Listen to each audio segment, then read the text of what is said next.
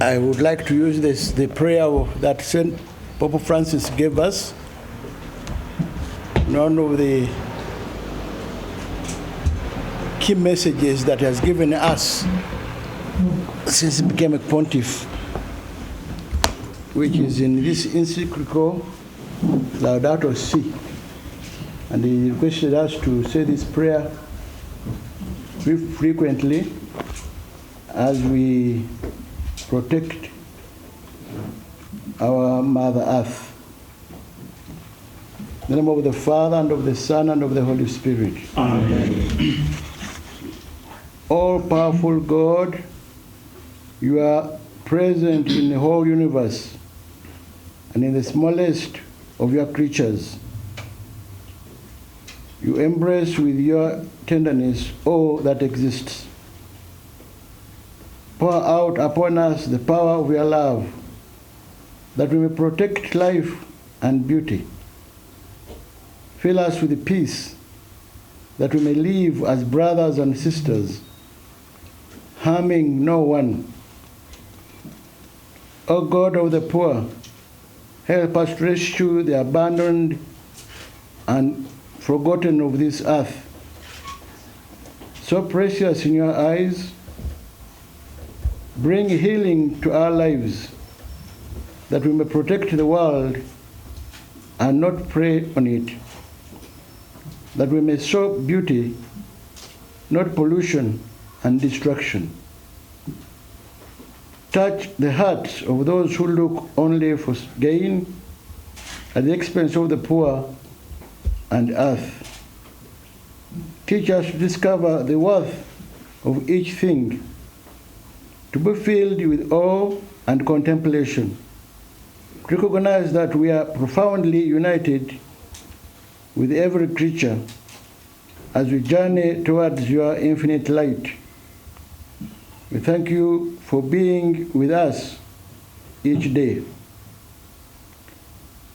Encourage us, we pray, in our struggle for justice, love, and peace.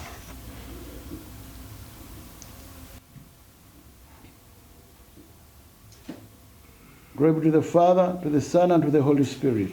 As it was in the beginning, it is now, and ever shall be, world without end. Amen. In the name of the Father, and of the Son, and of the Holy Spirit. Amen. Thank you. My dear brothers and sisters, for the better discussion and for the better knowing the panelists today, it's better I introduce our panelists here. First and foremost, I want to introduce to you the Archbishop of Kampala, His Grace Paul Semwogere, who has led us in this prayer and the host of this event. Thank you. Thank you. Also, I want to introduce on this side Professor Emmanuel Katongole, priest of the Archdiocese of Kampala, as well as a lecturer at Notre Dame University in the US. On this side, I have Dr. Nicholas Chiruba, who is in charge of our education department here in the Kampala Archdiocese. On this side, I have Father Joseph Muchiri, who is the Director of Communications in the Archdiocese of Kampala. And also we have Dr. Ambrose Bwangato, a professor in one of our seminaries at Gaba, also the Director of Pontifical Mission Societies here in the Archdiocese. In this juncture, allow me to invite Professor Ambrose Bwangato to give us a preamble about the event of today. Thank you very much.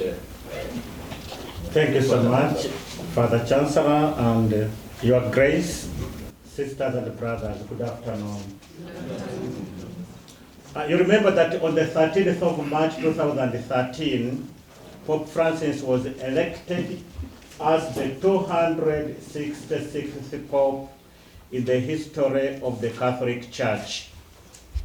And on the 19th of March 2013, he inaugurated his pontificate, choosing the motto, Miserando atque eligendo, translated as lowly but chosen.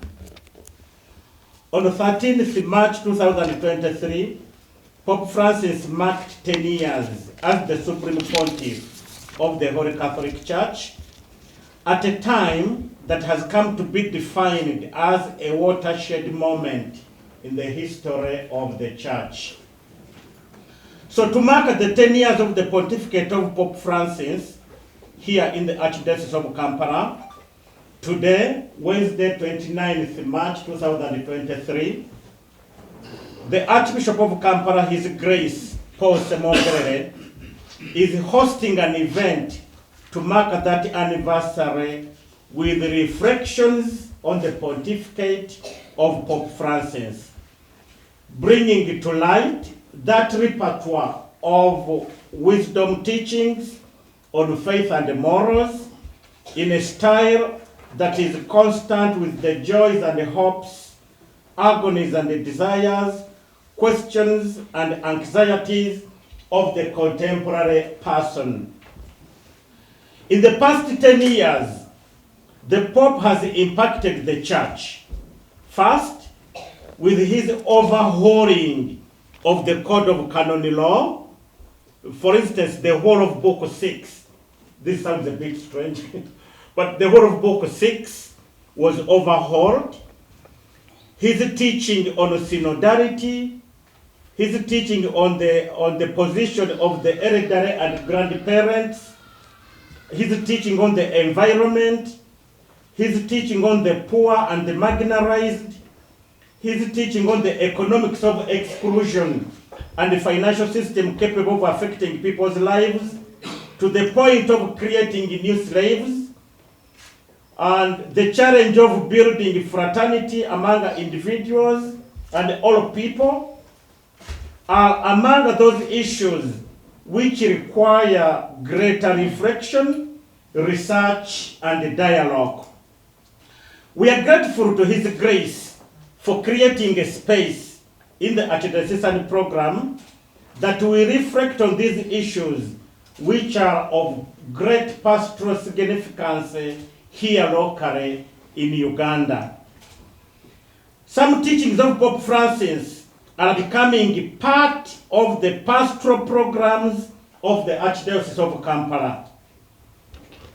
As we have witnessed the celebration of the Day of the Grandparents and the Elderly in our parishes, and now the upcoming devotion to St. Joachim and Anna, the patrons of grandparents and the elderly. The formation for synodality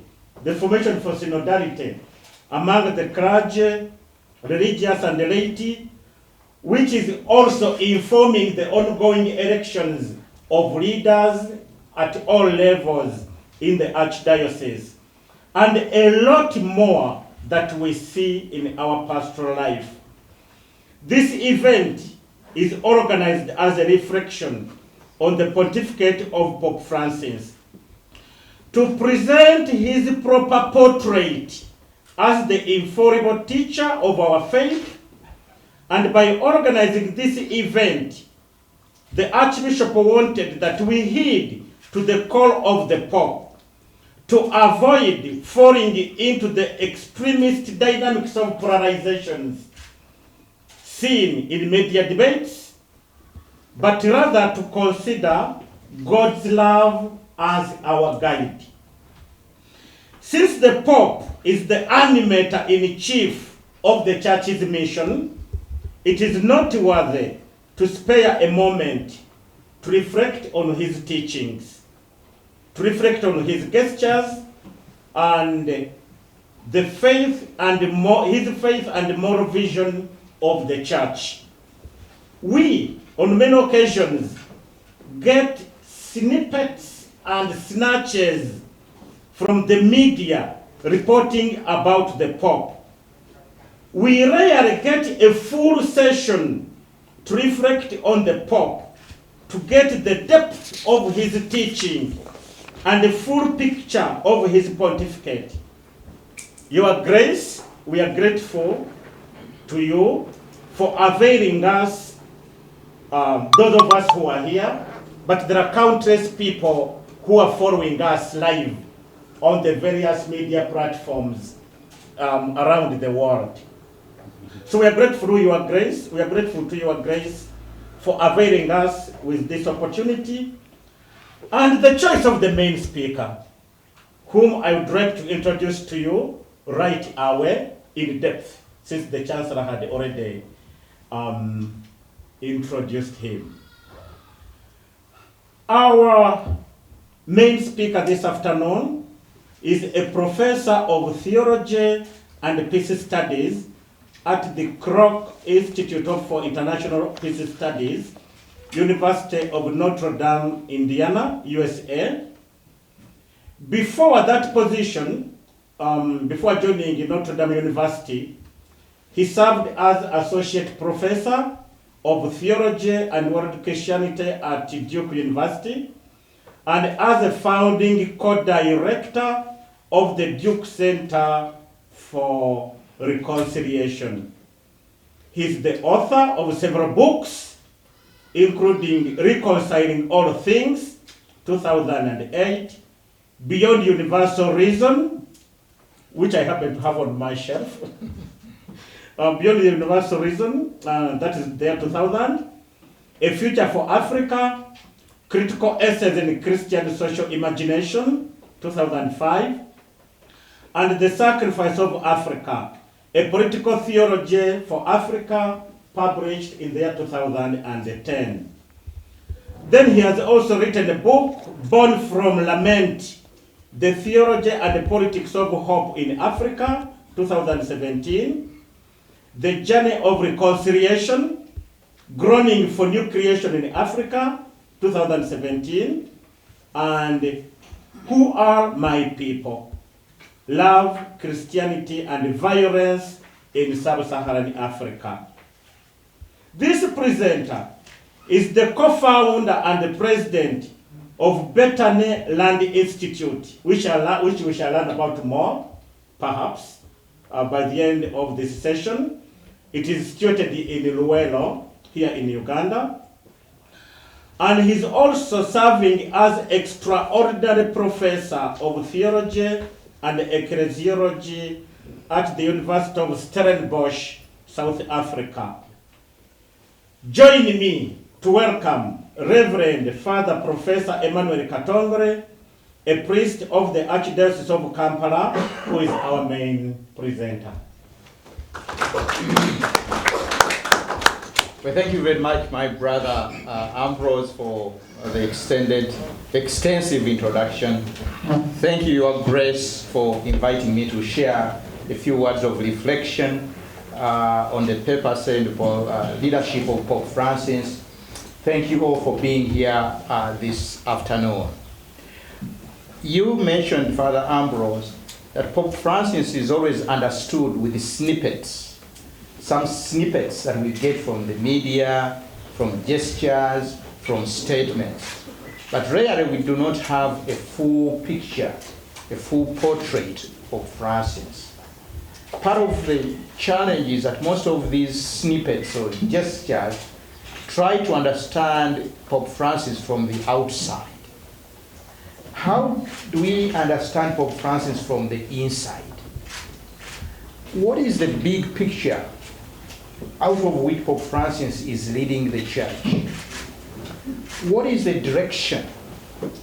What is the goal that all these statements, gestures, actions that he's doing lead? It's of course a very complicated and very complex picture, but reflecting on Pope Francis, I have identified at least 7 interrelated dimensions. I feel that these 7 interrelated dimensions provide us with a way of understanding what else is going on. So I'm just going to paint briefly a picture of Pope Francis using these 7 key dimensions.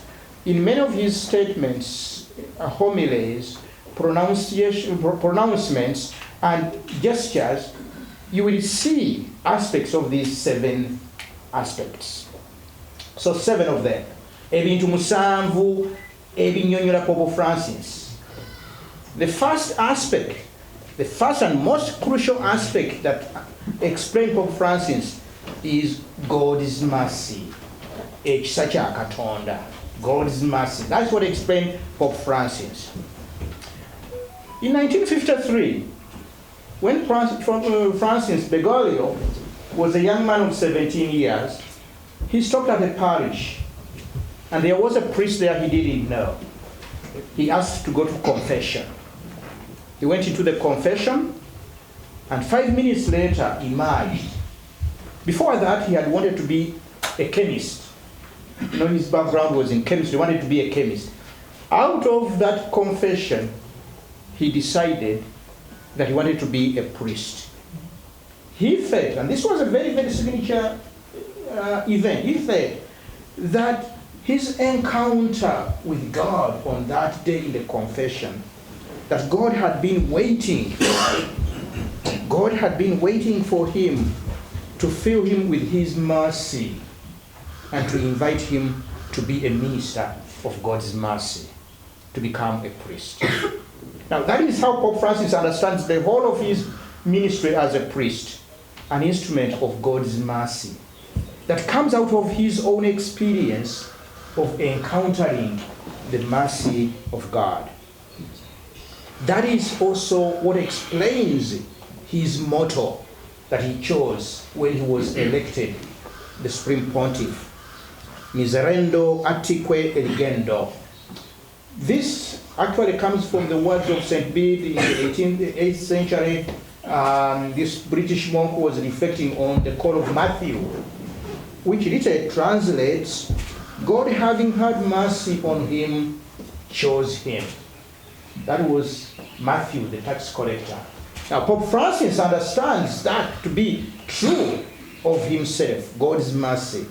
That is why also when he was elected, after the cardinals elect, the leader of the cardinals goes to the one who elected and says, do you accept? And usually they answer with a simple, yes, acceptor, I accept. But listen how Pope Francis answered when they asked him. Not with a simple, yes, I accept. He said, I am a sinner, but having trusted in the mercy and infinite patience of God, and in a spirit of penance, I accept. A sinner. That's how he understands it himself. But that's how also he understands God, the mercy of God. This is the foundation for Christian life. This is the foundation for all Pope Francis' ministry. This is the very nature of God. And therefore, soon after his election as Pope, he announced that 2015 and 2016 is going to be a year of mercy. Remember that year of mercy. In order to provide an opportunity to everyone, to Christians, to experience God's mercy. And he constantly reminded us when he was proclaiming this, that God never tires of giving us forgiveness. And he also mentioned that only those who have touched and caressed the tenderness and mercy of God really know God.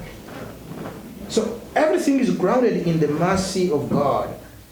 And he is also repeatedly said that to be a Christian is actually to be invited onto this banquet, onto this feast of God's mercy.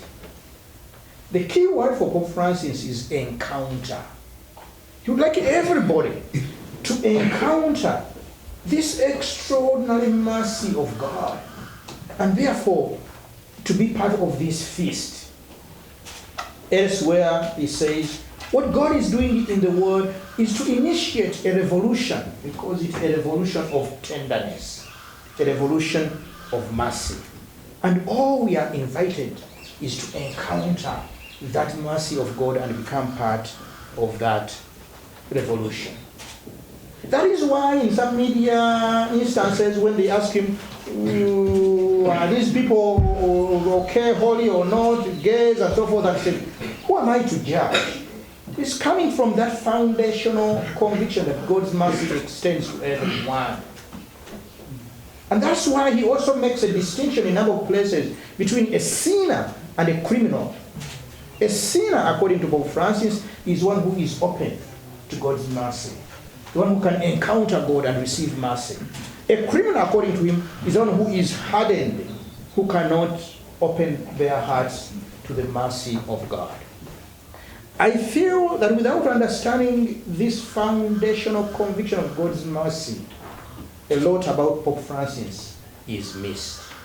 The foundation of Pope Francis, obulamu bwonna ng'omusosolooti nga Papa, era tuyita ffenna tusisinkane Katonda ng'omuntu ajjudde ekisa, olwo tubeere nga tuyitiddwa mu mbaga eyo eya revolution of tenderness. So that is number one, the mercy of God as a foundational conviction for Pope Francis. The second key aspect of Pope Francis's pontificate and leadership is joy. A sign of joy. Soon after his election as Pope, he wrote the first apostolic exhortation, The Joy of the Gospel. In 2013, The Joy of the Gospel, Evangelii Gaudium. Here, he sets out his vision and his tone for Christian life, the joy of the gospel. The gospel, he writes, always radiates the glory of the Christian cross and constantly invites us to rejoice. To rejoice.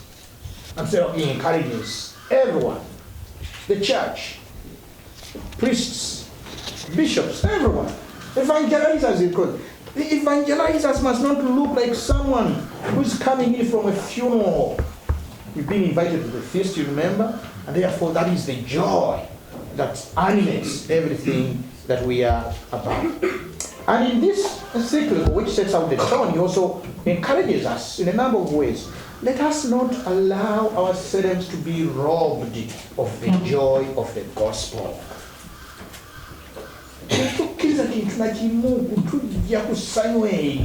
And then he mentions a number of things that can take away that joy. Pettiness, sloth, pessimism, and negativity, the idolatry of money. He mentions so many things, and at each stage he says, let us not allow those or anything else to rob us of that fundamental joy of the gospel. The gospel is about joy. Again, the key word comes back, encounter. He's inviting everyone to encounter that tenderness and mercy of God, and once we do that, then it radiates joy. And therefore the Christian is the one who invited to this feast. And then once that happens, then that is what sends the church out. That's what sends us out. As he writes again in his book, life grows by being given away, and it weakens in isolation and comfort. Indeed, those who enjoy, again joy, those who enjoy the most are those who leave the security of the shore and go to communicate life to others. Joy. In so many ways he's come back to that fundamental key essence of Christian life, the joy. And let us not allow anything to rob us of that joy that comes from God. The third element that defines Pope Francis, that is all connected to that foundational mercy of God, the third element that defines Pope Francis is the attention to the poor, or the attention to those who are marginalized. Because the mercy of God is especially experienced, or need to be experienced, by people who are at the margins, the poor, the sick, the refugees, migrants, the elderly. This all the attention about those who usually are in a way excluded. That's where the mercy of God needs to be felt in a special way. That is key to Pope Francis. The poor The widow and the orphan. Here, Pope Francis is really taking it from the biblical tradition. The poor, the widow, the orphan, the stranger is the key to God's heart. And so, Pope Francis writes, God's heart has a special place for the poor, for he himself became poor. He has a special place for the poor. And so then you see Pope Francis making a number of gestures, actions that kind of connect to this. Soon after he was elected Pope, the first Holy Week in April, he visited a prison in Rome, a women's prison. And that's where he did the washing of feet. And he washed the feet, not of the priests or bishops and so on, of women in prison, including a Muslim woman, the poor, the marginalized, like him. That is why the first trip that Pope Francis made out of the Vatican in July of the year he was elected was to a small island in the Mediterranean Sea, Lampedusa. This island is where many migrants wash up, those who are trying to seek refuge. Many of them come from North Africa, Libya, and other places, and many of them die in the sea. That was Pope Francis' first visit outside of Rome to this island, and that's where he called attention, the whole world's attention, to the plight of immigrants. And that's where he came up with the expression that we must avoid the globalization of indifference. How do we do that? By paying attention to the poor, the immigrant, the marginalized. But that's why also he has paid a lot of attention to the immigrant crisis, the migrant crisis in Europe. And when he went to Syria, coming back with a plane full of refugees, and he invited all the dioceses and all the parishes in Rome to each of them open their doors to receive the refugees. But that's why also he transformed this 19th century palazzo in Rome, that was a palace, into a home for the homeless, again to invite them into the heart of the church. Because he believes that the revolution of tenderness, God's revolution of tenderness, begins at the margins, for those that are excluded. So the church pays special attention to those that are at the margins, that those who most need the experience of God's mercy. I feel that if one does not understand Pope Francis's attention to the margins, the peripheries, the poor, there is something that one misses about Pope Francis. So that is the third element that defines Pope Francis and his leadership. The question of the poor and the peripheries. The fourth element that defines Pope Francis' leadership is his vision of the church. His vision of what the church is called to be. Again, coming out of that foundational conviction that God's mercy is the ground. The church, according to Pope Francis, is called to be a sign and a sacrament of God's mercy. Kereziya yeraga ekisa kya Katonda. A sign and a sacrament of God's mercy. The church, he writes, does not have a mission. The church is the mission. And that mission is always going out, especially to the peripheries. That's why, again, he writes here, I prefer a church that is bruised, that is dirty, that is hurting, because it has been on the streets, rather than a church which is unhealthy from captivity, from clinging to its own security.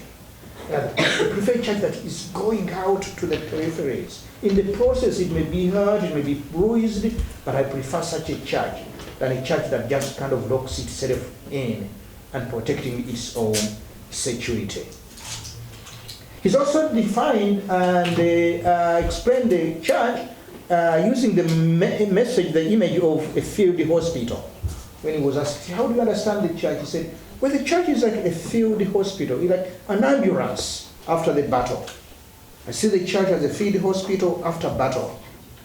You have to heal wounds. Then we can talk about everything else. Like an ambulance after the battle, in the business of healing wounds of those who have been wounded by so many systems. That is how we understand the church. Always kind of on the move, especially in the peripheries.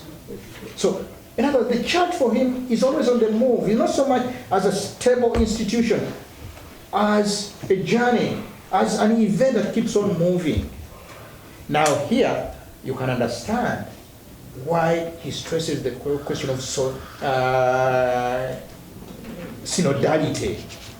Synodality, the whole process of synodality is journeying together, walking together, but also listening together, listening to one another. The process that we are involved in right now. From the very grassroots. Again, given his other conviction, he wants that kind of listening and that kind of journeying together to include, especially those who are usually not listened to, those who are usually not heard, those at the peripheries. This whole question of synodality, this question of bringing everybody in conversation as we journey together, experiencing this profound mercy and tenderness of God. And so his emphasis on the many ways on reorganization, he talked about reorganization of canon law, on the reorganization of the Roman Curia, is in view in making the church more, in a way, amenable to this, in a way, experience of God's mercy, beginning with the peripheries, but also as an experience of that kind of healing of wounds at the grassroots level. So he talks about a healthy decentralization, that the church is not Rome, the church is not Lubaga, the church is where people are, the grassroots. He talks about that. He also talks about the church, if you talk about hierarchy, it's like an inverted pyramid. We usually think about the church as the bishops, the cardinals, and so on top, the pope on top. He said, no, it should be like an inverted pyramid. The people are on top here. The hierarchy serve the people on top. So the whole question of church, the emphasis and understanding of church as an expression of God's mercy, as an experience of God's mercy, as a radiation of God's mercy. The church, that is its nature, her nature, that is the mission of the church. So that is item number 4, a question of the church, the understanding of the church. The fifth element that defines, again connected to that foundational experience of God's mercy, is solidarity. Solidarity. Okwatira awamu. Solidarity has come up back and forth in so many of Pope Francis's statements and actions. And the basis for that is he believes that we are all connected. We all belong together in this experience of God's mercy. That is why he's really against the globalization of indifference that he talked about at the island of Lampedusa. That's why he's really opposed to what he describes constantly as a throwaway culture, the culture that tends to dismiss people, to use and misuse, because we are all together. At Lampedusa, when he went to that island, he said the problem of our time is that we have forgotten what it means to cry and even pray for the grace to weep, to be moved by others, to be moved by the experience of the suffering of others, because we are all in together. Again, it is this experience of solidarity that explains his constant remarks against what he describes as the runaway capitalism that kind of continues to create a gap, a big gap, between those who have and the poor. That must stop. We must reinvent. We must dream of a new future. This became especially pronounced for Pope Francis during the COVID years, when a number of times he said, we must dream of a new future. We must dream of a new economics. Now there is even a group now, he met recently a group of all the CEOs of the big companies He met them in Assisi and invited them to dream about a new economics that does not marginalize the poor, does not create this extreme gap between the rich and the poor.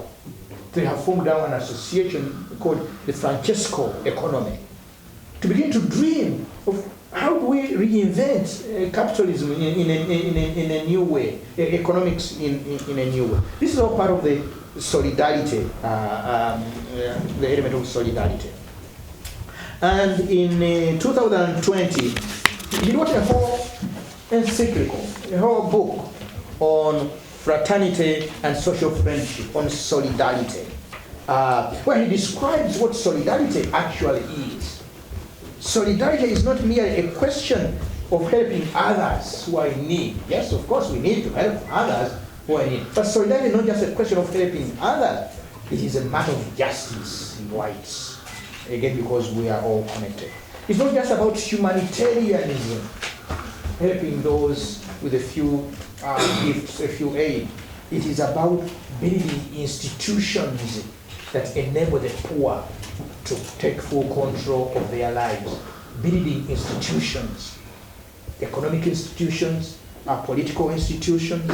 So all this comes from his conviction that the mercy of God, in a way fully realized, invites us into solidarity.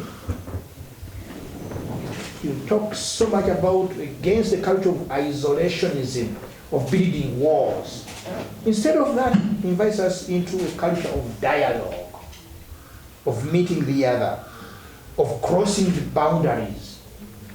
That is why this letter, this encyclical, was written on the occasion of Pope Francis himself going to meet the Grand Imam of Egypt. And he uses that opportunity to reflect actually on Francis, Saint Francis, who in 1219 went to meet the Sultan, and this during the Crusades, when Christians and Muslims are fighting. Saint Francis crossed the boundaries and went to meet the Sultan for peace. So this is Francis's image of why solidarity and crossing boundaries and encounter and dialogue are so at the heart of the experience of God's mercy concretely realized. This encyclical, Fratelli Tutti. So that is the number 5, the solidarity, the kwatira awamu, because we are all connected.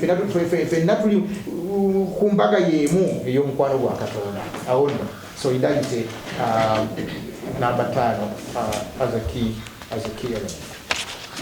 The 6th element that defines Pope Francis is non-violence. Obutalwana, edembe. God's nature is love. God's nature is mercy, is tenderness. And so Francis all through has been opposed to the use of force.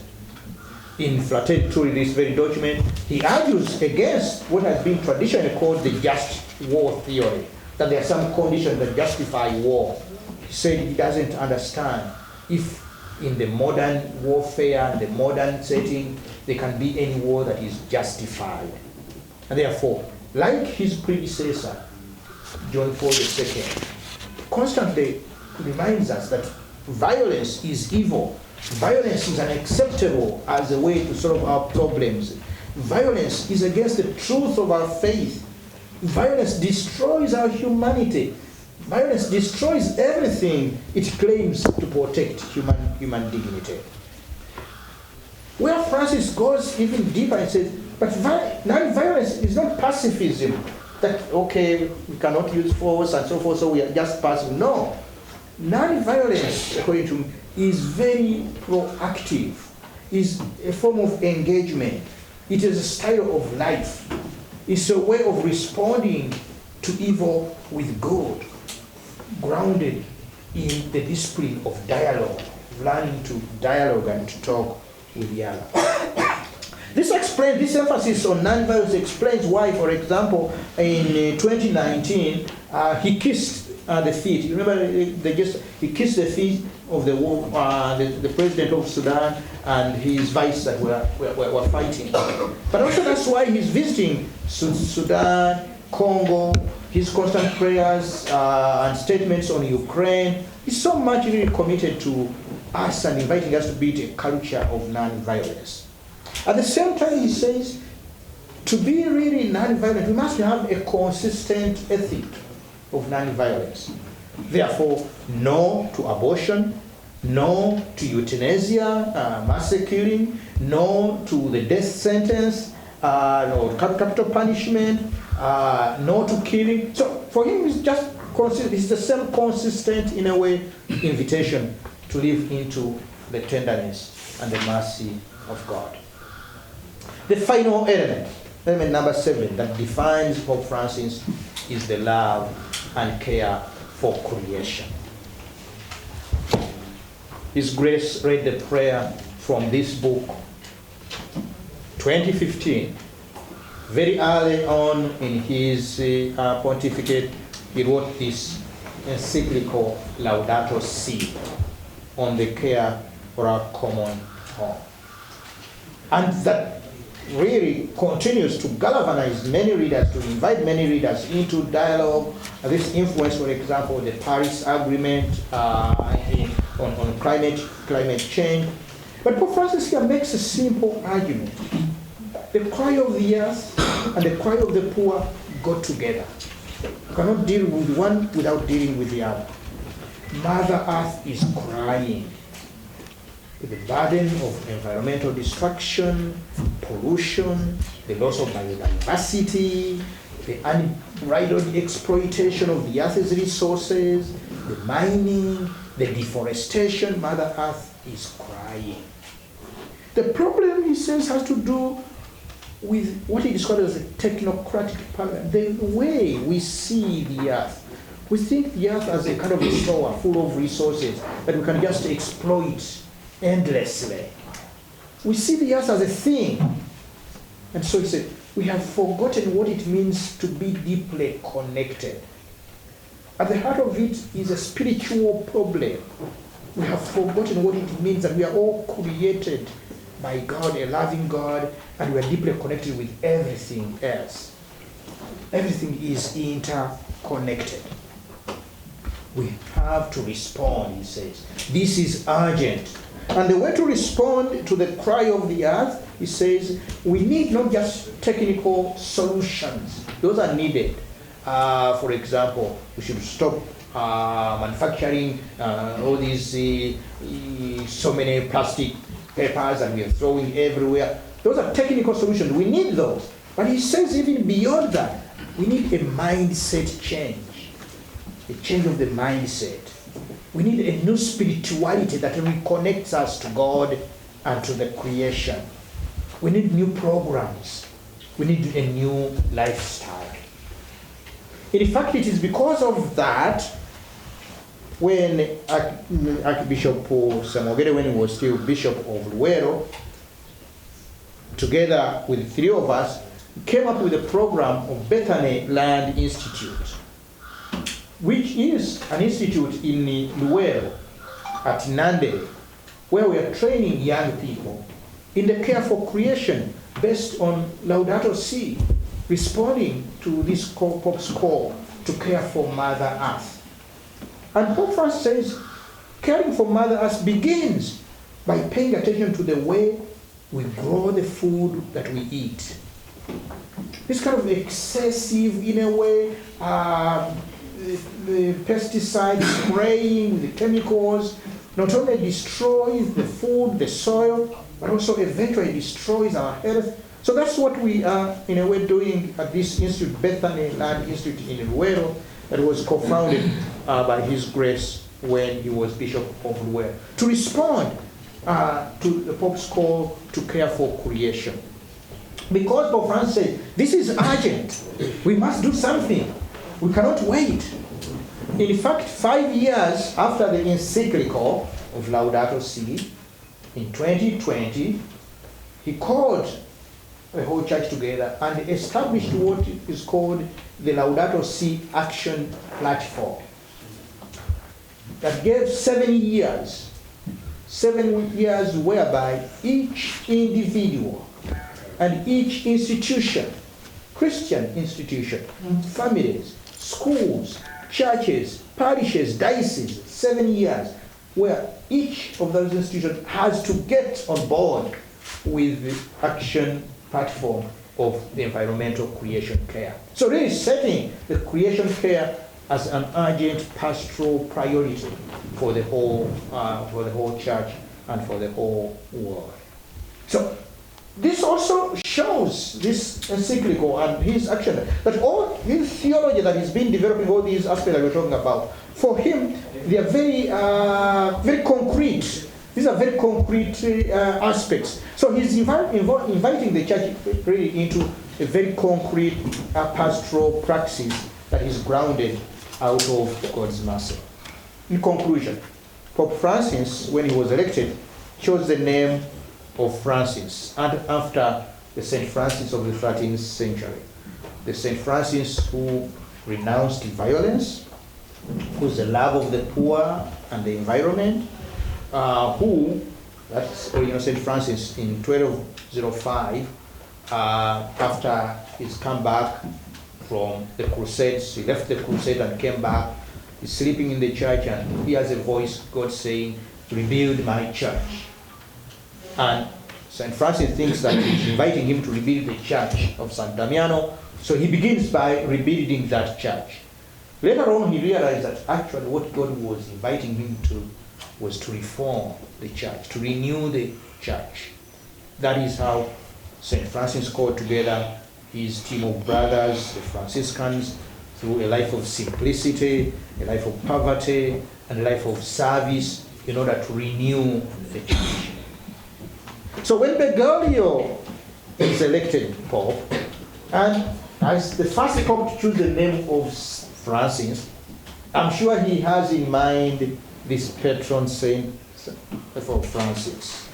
As he himself says that he has that invitation to renew the church, and doing so around these 7 pillars of God's mercy as foundation, Katonda, joy, experience of joy, Zion, attention to the poor and those at the peripheries, above, the church as an instrument of God's mercy, listening, synodality, solidarity and the encounter with one another, non-violence and dialogue, and the love and care for creation.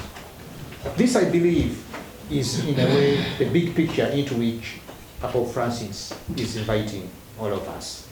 Thank you very much. Dear people of God, media fraternity here present, and all of you, brothers and sisters, I welcome you here to Lubaga. I also greet those who are following us on live stream. I greet you all in the name of our Lord Jesus Christ. Today we have come together as Archdiocese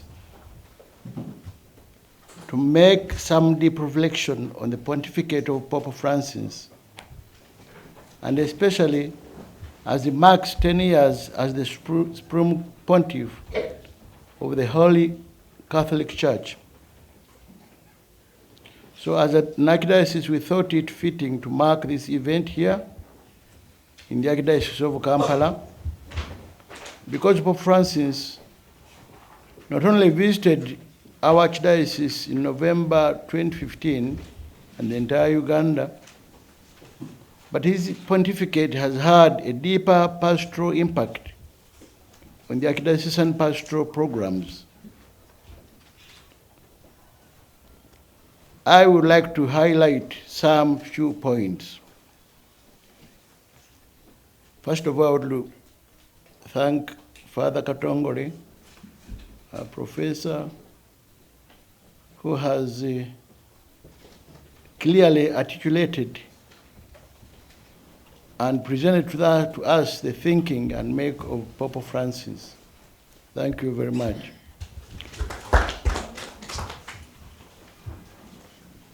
Synodality, when Pope Francis opened the synod on Solidarity in October 2021, the Archdiocese took it up And I'm thankful to all the people of God in the Archdiocese of Kampala to participate actively in the synodal process. We took time, we created committees, some of us here participated and formed the structures of these committees. Grateful to our pastoral coordinator, Father Siruga, working hand in hand with Father Wangato here present. That is ensuring that the process of synodality is successful. Now we are holding elections at all levels of leadership in the Archdiocese, from the small Christian communities up to the Archdiocesan level. We want to build a church in Kampala Archdiocese that journeys together. Secondly, as Father Katongole has elaborated, the encyclical of Laudato Si, which is a beautiful letter that he wrote to us, not only to Catholics, but to the entire world. As we have heard from his presentation, since Pope Francis published that encyclical Laudato Si on the care for our common home, we want to set the environment as our pastoral priority with pastoral formation programs for the people of God in the Archdiocese. Luckily, we have had the formation of Bethan Land Institute, which Father Katonga has talked about. It is in a well-established area, plenty of land, a natural forest.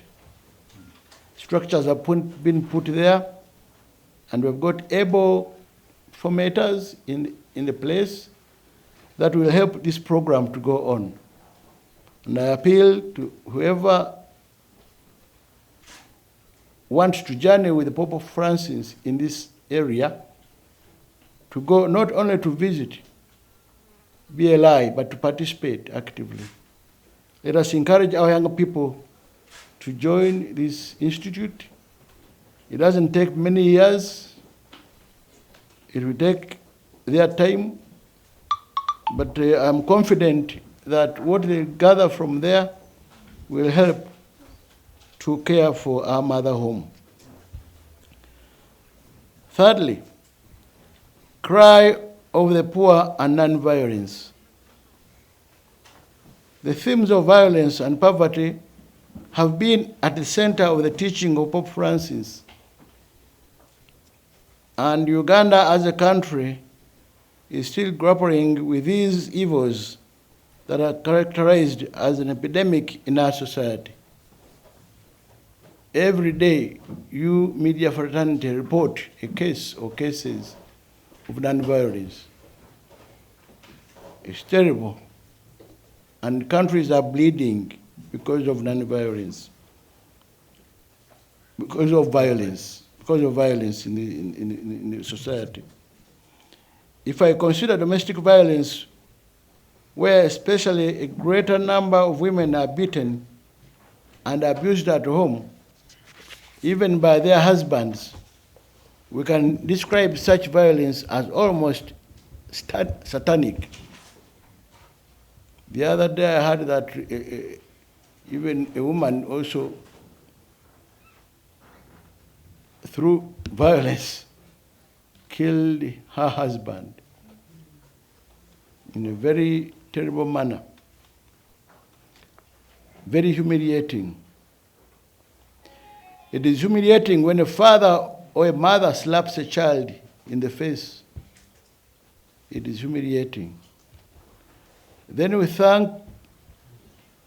think of political violence and the humiliation that citizens suffer at the hands of the state that ought to protect them.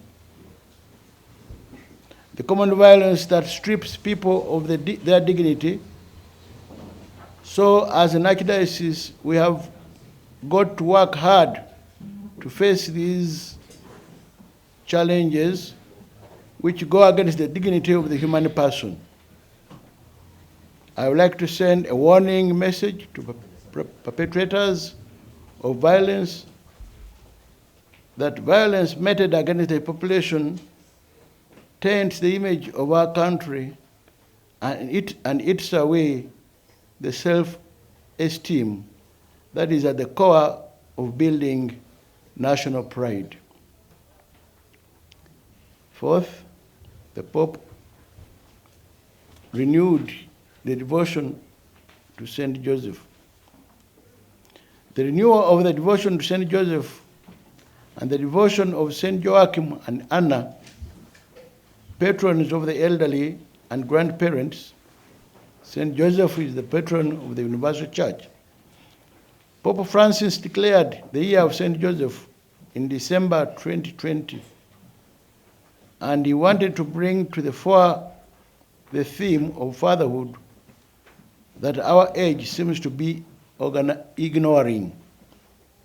Saint Joseph, according to the teaching of Pope Francis, reminds us, people of this age, to be fathers and be good fathers, to be responsible and hardworking fathers. We owe Pope Francis a credit because of the new devotion in our archdiocese to Saint Joachim and Anna and the ministry of the elderly and grandparents, which are taking root in the pastoral program of our archdiocese. Pope Francis is calling on everybody, particularly the youth, to be mindful of the old and take care of them. They are not, we should fight the culture of death, the throwaway culture. That these people are too old and good for nothing. Let them go. Pope Francis, through his teachings, is encouraging us to work hand in hand with the elderly, journey together with the elderly, because each one of us has a dignity and each one of us has a role to play in society. I'm greatly indebted to each one of you for coming to participate in this event, and I'm happy that most of you have been satisfied with what Father Katongore has given to us. And for this, I'm sure you'll have very few questions. Because I've had that. Understood. My name is Solomon Kawesa. I have just two questions. One, I would love His Grace to elaborate more on the Pope's take on celibacy. He made comments recently saying that priests may not need to live this life in the future. Then number two concerns the parish of Namugongo, the Catholic community there, are wondering the whereabouts of Reverend Father Muonge. Could you please also shed light on that? Thank you.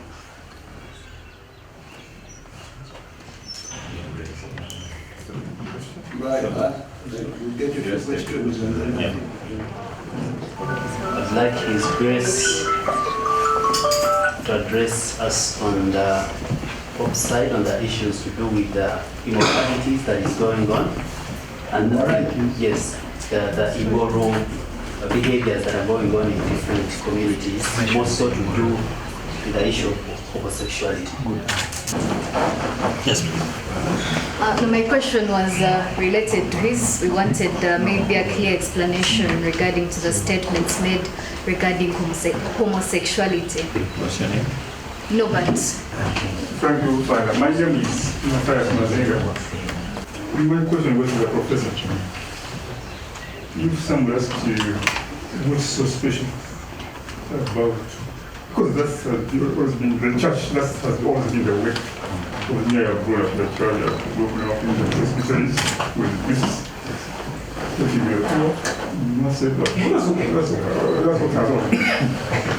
But to going first, the pastor of Francis, what's the difference? Very important for me. That's how I don't think. And for me, because I'm going up because of the change of Roman Catholic places. Just a little celebrity, nothing. Yes. My name is Tegra Tuama Nalongo. I'm inquiring, Your Grace, about the Veterinary Institute. I was so touched. How is it managed? Are we able to become members in the Archdiocese of Kampala, because that one is in Lubaga? So I would like to know about that. So the question that we'll take, Your Grace, the first question was about, from Solomon Kawesa. Was concerned about knowing about the Pope's take on celibacy as the tradition that has been. Is it going forward? Is it what's the take of the Pope today in the office? And then the second aspect of it was the Catholic community wondering about the whereabouts of Father Mwangi Mukasa. Well, regarding celibacy, I've not. I should admit that I've not heard from his position lately, and I've not read about it. I'm not sure that was a comment that was made when he was being questioned from whatever, whether as a pope or it was a conversation or a joke. What I know is that we are following the teaching of the Catholic Church, that Catholic clergy are celibate, and we have not had a decree or documentation saying that that position has changed. We continue to recruit and teach our students, seminarians, future priests. They should know they come, and even their parents encouraged to know that celibacy, that in the Catholic Church, celibacy is a must, and we must follow it. And this position has not been changed. At least it has not been communicated to us. And if you ask the Pope now, I think it would stay the same answer. Celibacy is encouraged. It's a gift to the Church, and it's a precious gift that we should maintain. There are occasions when somebody wishes to become a Catholic priest and has been from a different denomination. The Pope and the Church receives such cases in a special way as priests. But if you want to become a Catholic priest as of now, of today, you have to think about celibacy. For those who would wish to become priests now, and they are not willing to take on the celibacy, they should wait for some time and pray that they live longer to be able to welcome. I think that's the position of the Church. But if there is something that he has talked about celibacy, against that, please kindly bring it to me so that I'll be updated about this position. Now, regarding Namugongo, Father Mwonge, I think it's Joseph. Joseph Mwonge has been there for some time, and he has done a good job in Namugongo, especially teaching and informing the society, the believers, the faithful, about the Uganda Martyrs. I am the charge of all the priests of the Archdiocese of Kampala, and Father Mwonge is my priest. I know where he is, and he's safe.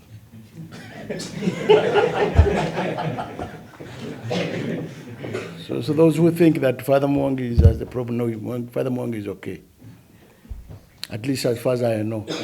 Unless there's something happened to him a few minutes ago. But otherwise, he's very okay. His mind is still.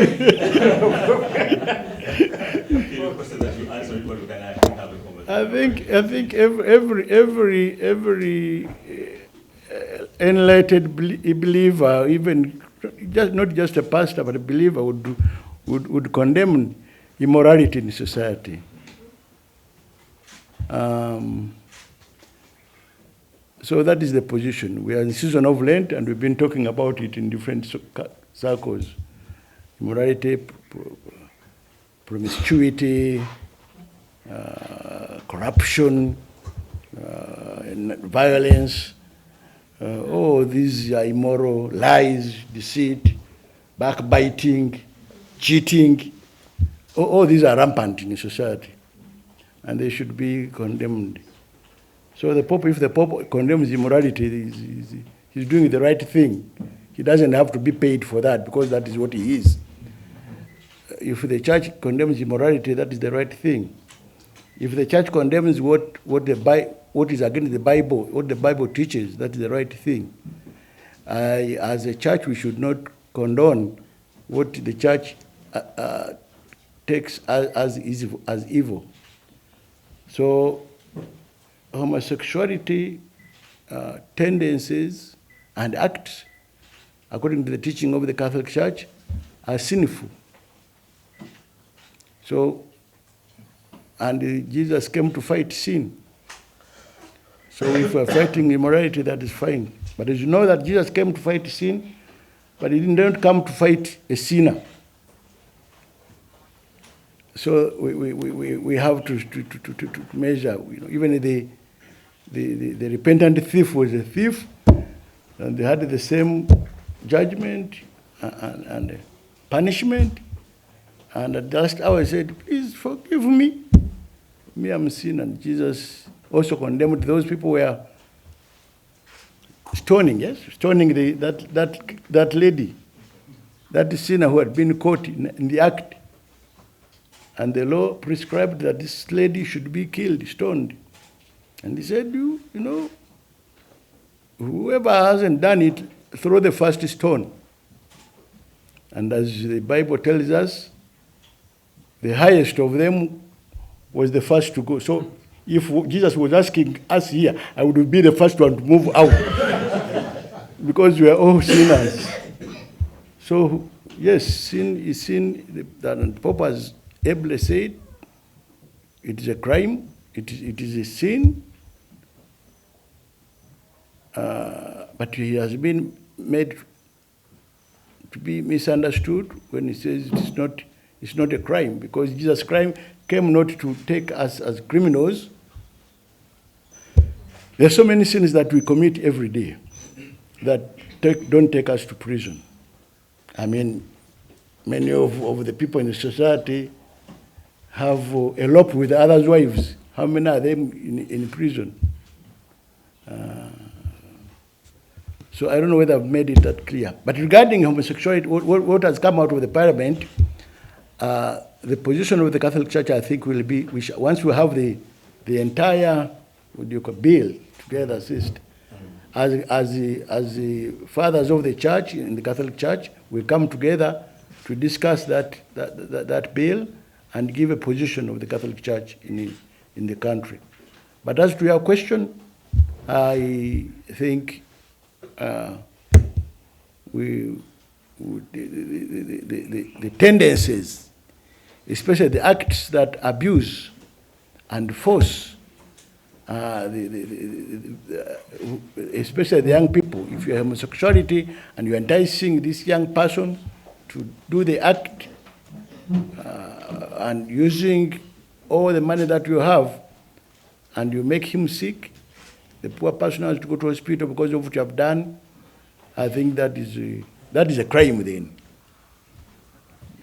I mean, if it's a child abuse, so that becomes a crime then. But otherwise, if it is just a tendency, a disorder that you have, an immature disorder, We discourage that kind of act and behavior, and we would do, as a church, I think, has a responsibility to ensure that you are helped to get out of that problem. Yes, thank you, Mr. Mazinga, for the question. You know, the church and the gospel is everlasting. The gospel is everlasting, the good news. And all the elements that we have mentioned are actually the good news. Okay? But Pope Francis becoming Pope in 2013, you can see that he's bringing out some distinctive elements that are always part of the heritage. Like, for example, the emphasis on the poor and so forth. But I would call it emphasis, I would call it style, I would call it the tone, I would call it radiance, kind of radiating this, that this is important, this is at the heart of it. For example, it is one thing to say that the poor is always a key aspect of the church's teaching. And for Francis to say, it's not only that we are going to the poor to helping the poor, for him to say that the poor are the key to God's heart, that the poor lead everyone to God, that the revolution of tenderness does not only extend to the poor, the revolution of tenderness actually begins with the poor, the peripheries. He's saying something that has been said about the poor, but you can see the emphasis and the tone that he wants to kind of put a special spotlight on something that has been part of the heritage that for one reason or the other we may not have highlighted it in the way that it is. The question of God's mercy is always at the heart of the gospel. But for Francis to consistently say that this is the foundation on which we are building the whole of our faith, that let us, for a time being, forget about the judgmental aspect. You know, there are many of us, whose first word is always judgment. Are you in? Are you out? Are you saved? Are you not saved? Are you lost? We want to make categories, we want to divide immediately the sheep and the goat, quickly. For Francis to say, well, that's not the first word. The first word is God's mercy. Again, he's spotlighting something that perhaps we have taken for so much for granted, or haven't even understood it in the same way that we have understood. A number of other popes, for example, when it comes to the church, have also stressed the importance of building a strong Catholic institution as a church, with the kind of the proper hierarchy and things like that. He is, in a way, shifting that, yes, that is important, but the church is not so much this kind of structures, institution. The church is more like a journey of all of us. So there is emphasis, there is a new tone that is part of the renewal that he sees bringing into the church. The question of the environment, definitely, previous popes have talked about the environment, but no previous pope has put a spotlight on the environment and the care for creation as Pope Francis has. So, in a way, we are not looking for something that is radically making Francis completely different from what they are. What is the emphasis? What is the picture? What is the style? What does he want to highlight that may be part of the heritage and the tradition, but that has not been, in a way, lived as fully as Pope Francis brings out? If I can add on that, in the Catholic Church, there is never a rupture in teaching. That one Pope comes and teaches you things all together. There is always a continuity. There is always an emphasis. There is always that, there is always that emphasis of what has been going on. So that's why in the teaching of Pope Benedict, he said that the church always follows a continuity in her teaching. You will find that whatever the Pope Francis teaches, it's just giving a new emphasis, but it has been there. That's why when we are talking about synodality, synodality is not a novelty. That's what the church has been. Because right from the time of St. John Chrysostom, when he said, synodality and the church are synonymous. So when Pope Francis says, I open a synod on synodality, it's giving a new emphasis on what has been there. That's why in the church there is always that emphasis of what has been on, because the church has to be faithful to the deposit that our Lord Jesus gave to her. And nobody can alter anything. That's why His Grace was in answering one of the questions. He said, I want to see where you get that information so that I can see it and read it. Because the Pope cannot alter anything. No, there cannot be any change. But there can be an emphasis of what has been there. That's what I wanted to do. I think Father Katongole gave us background on how this BLI was formed. 3 of the priests of the Archdiocese approached the Bishop of Kasana at the time to jointly not dream, but realize this dream. And the Diocese of Kasana kindly and generously offered a piece of land at Nandi parish, after knowing that this is Laudato Si subject and in line with what the church was teaching at Francis. And of course the Messiah region picked it up, and the SECAM, the importance of the Laudato Si, and the entire church had supported it. We provided the piece of land as Nandele, and this dream is now being realized at that place. Now, it's not limited to only Kasana Ruero. I think we are all can go and work from there. Nobody's going to, because it's now an institute, and it's the international institute. We have a dream that even international people from USA, from other countries, will come to that place one day. Actually, they have already come, spent a few months there to learn and get formed in this work of protecting our common home. Yes, you are open. I think the BLI, it's up, Father Katongole can give us some light on how you can go, and I received the first cohort, people who qualified, who were passed out as students on that day. I got a certificate myself. The professor gave me a certificate.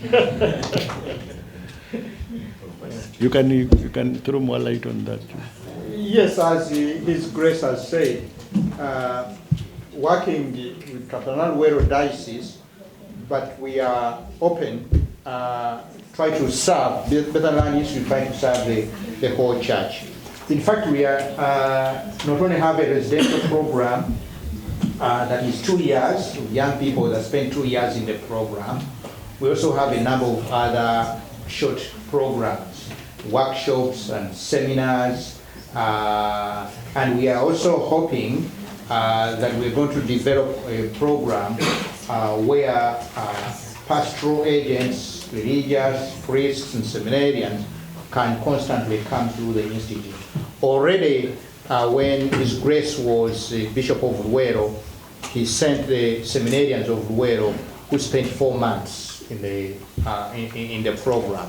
So we hope that this can be a model for other dioceses as well, to send pastoral agents, pastoral workers, so that they can spend some time at the institute, deepening in the call for care for our common home.